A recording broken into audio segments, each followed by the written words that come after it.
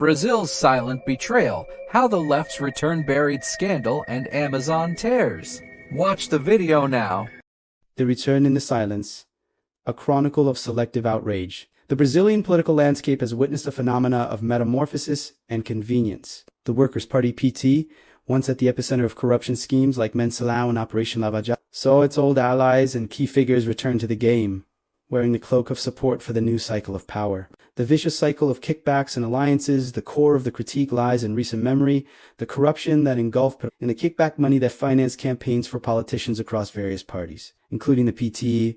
The outrage that led to a political rupture a decade ago seems to have been dissolved by the urgency of power. The old allies who had abandoned the PT project during the peak of investigations, many of them also implicated in the schemes, are now occupying strategic positions and offices within the government. This return to support is seen by critics as proof that morality was sacrificed for the sake of governability, allowing politicians with questionable histories to renew their support for the party that, according to investigations, was at the center of major misappropriations. The question echoing in the nation is, were principles traded for alliances, the stage of corruption and state capture? For many, the PT's return to power did not just mean a change in government. It signified the resurgence of a management model where the line between the public good and partisan interest blurs. The promise of reconstruction is now colliding with scandals that recall the recent past and the perception of widespread state capture. The trail of kickbacks, INSS, and state-owned companies. Once again, the country has witnessed corruption allegations striking at the heart of the public machine. The case of INSS fraud,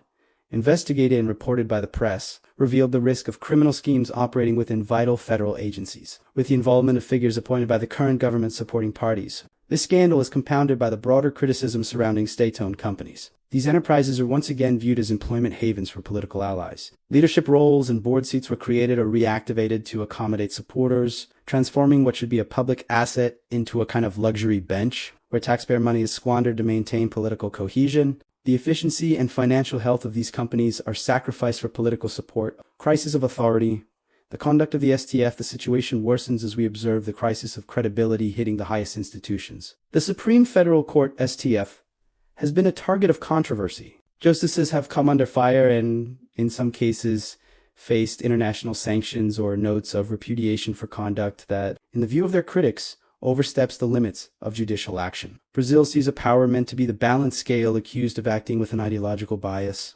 If you believe this analysis on corruption and institutional crisis needs to be heard to break the silence, show your support now.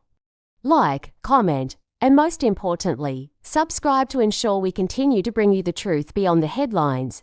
The smokescreen, the Amazon, and indoctrination. While the political stage boils with these internal issues, the nation's major agenda seems to be undergoing a reversal of priorities. The media and the silence of the engaged, what is observed now is a pattern of selective outrage. Recent and worrying facts, such as the expressive increase in fire outbreaks in the Amazon and Pantanal in 2024, which hit record numbers in some Amazonian states, have not received the same volume of coverage as in previous years. While the devastation advances, the environmental tragedy is relegated to small notes. Where are the public figures and artists who moved to tears, ran campaigns and international protests for the forest during the previous government? The widespread sentiment is that these defenders of the environmental cause, now more aligned with the current power, have gone silent, hidden behind a new narrative. Activism, once loud and global, has become a whisper, leading to the conclusion that the crying for the Amazon depended, ironically, on who held the reins of power. Schools and universities, the cradle of indoctrination, finally, the field of education is perceived as a new ideological battlefront.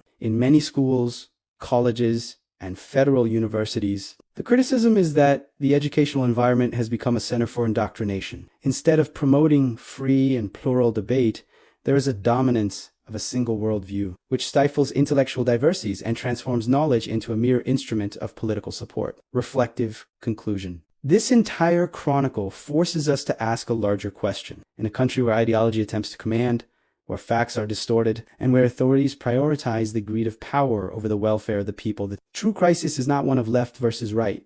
It is a crisis of principles. The current political landscape shows a continuous shift, with politicians abandoning one side for another purely for the game of personal interest. The democratic reality is that the left and the right depend on one another. Each must play its vital role. Yet, when the line between ideology and ethics is erased, the system fails. We must acknowledge that even amid this pervasive cynicism, good people still exist on both sides. But on one side, they are a shrinking minority, often forced into silence, trapped by their own party machinery. The biggest challenge for Brazil and for democracy everywhere is reclaiming the commitment to truth and the unwavering support for the public good.